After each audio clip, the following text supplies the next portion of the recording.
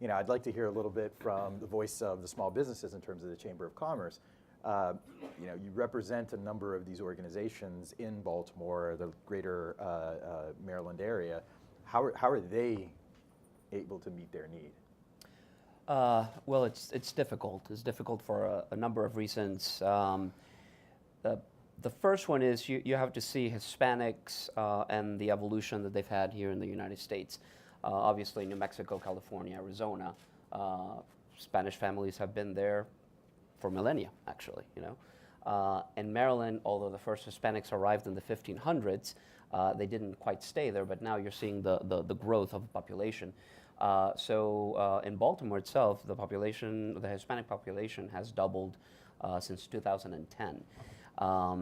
The businesses grew in the last 2 years. Hispanic-owned business ownership grew by 42%.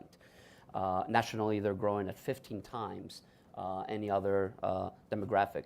So the growth is rapid. The challenges, like John mentioned, one of them is technical. And I also pair the technical acumen of a business with the cultural acumen of the business. Because when you come from another country and you immigrate to the United States, you're not really familiar with a lot of the things. You're not familiar with filing your taxes every year, your tax deductions, the legal and regulatory environment. So we have to go a step further in terms of advising and teaching and mentoring. It's not just your SWOT analysis and your ROI or your weighted average cost of capital. It's the fact that you have to speak English, you have to market to non-Spanish speakers, you have to design your marketing in a way that is appealing to the American crowd. All of those are barriers that keep weighing on Hispanic-owned businesses. Add to that discrimination, which exists.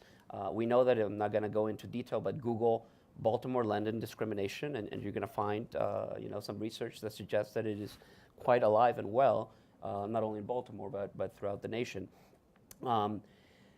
Accessing capital. Then the third challenge too is the fact that because of the cultural issues, sometimes you don't build your your American credit worthiness in the way that most Americans would, meaning that people from some Latin American nations see credit actually as a bad thing.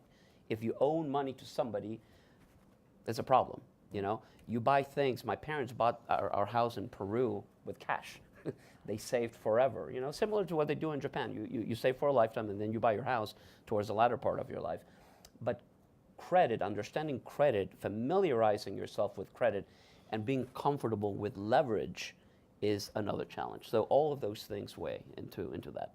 Today, we had, or it was yesterday morning, we had one session that was called the Capital Markets Roundtable. In that one room, there were $13 trillion worth of assets. So with that being said, the amount of resources that are here, and we're talking about mobilizing resources, what's your ask to the $13 trillion worth of resources that are out there? What do we need to do to make sure that we have what we need to grow these small businesses? Yep.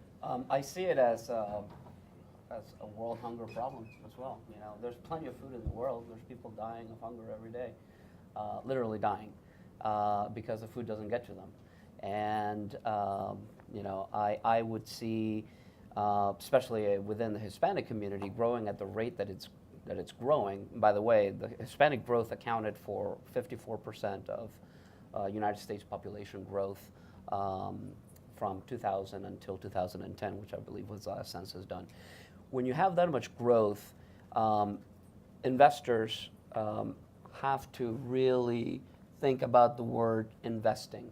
And it's not just investing in a business, it's investing in the community.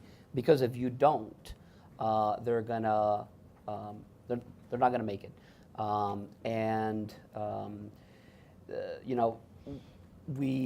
We have to put a little bit more pressure, especially as minorities, and raise our hand a little bit more so that we are included.